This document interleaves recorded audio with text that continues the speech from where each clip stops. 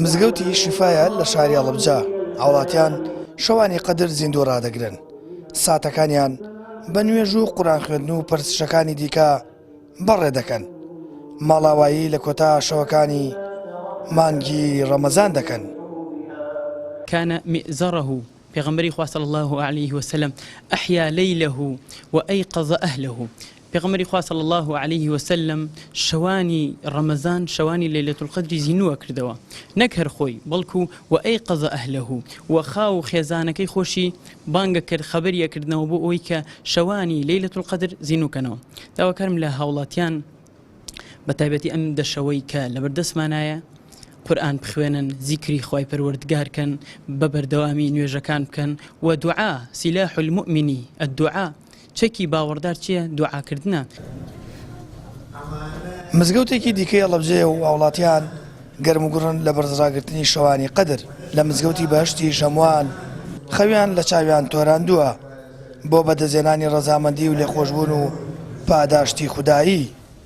شوانی پرخێری قدر لە شاری شەهیدان لە شاری هەڵەبجە شەهید و بەتایبەتی لە مزگەوتی بەهشت جۆش و خرۆشێکی تایبەت بەخۆی هەیە. الحەمدولله ساڵانە مزگەوتی بەهشت جمەی دێ لە نوێژ خوێنان لە ئەهلی عیبادەت لەو کەسانی کە ئەم شەوە پیرۆزە بە پیرۆزی ڕائەگرن.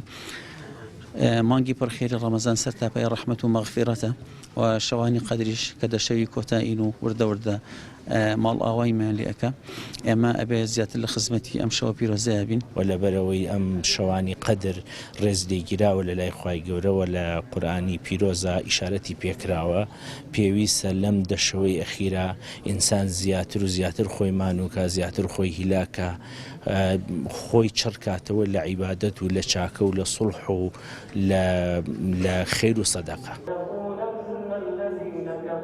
ئەم دەشەوەی کۆتایی مانگی ڕەمەزانی پیرۆز باشترین شەوەکانی ساڵن لای خوای گەورە شەوی قەدریان تێدایە کە شەوی دابەزینی قورئانە بۆ پێغەمبەری سەروەرمان درودی خوای لەسەر بێت.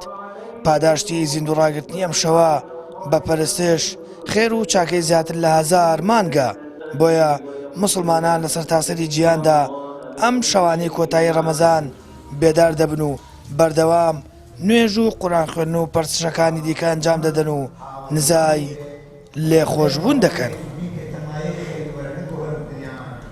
سامان فەتاح کەناڵی ئاسمانی پەیام هەڵەبجە.